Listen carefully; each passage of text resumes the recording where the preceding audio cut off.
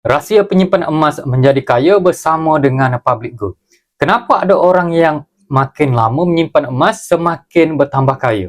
Saya jumpa ramai penyimpan emas public gold, tuan-puan. Ada yang mula dengan RM100 sebulan, tetapi sekarang sudah pun ada ratusan gram di dalam tabungan mereka. Persamaan mereka cuma satu, tuan-puan, iaitu mindset. Ramai orang sibuk tengok harga emas naik ataupun turun, tetapi tidak ada simpanan walaupun 1 ataupun 10 gram sekalipun.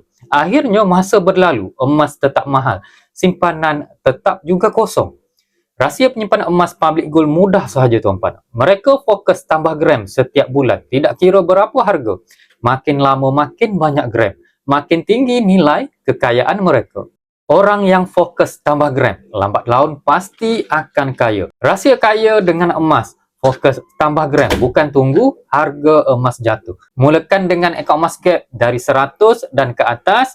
Tuan-puan, untuk mulakan tabungan, tuan-puan terus hubungi saya, like dan follow video ni untuk info emas yang seterusnya. Assalamualaikum.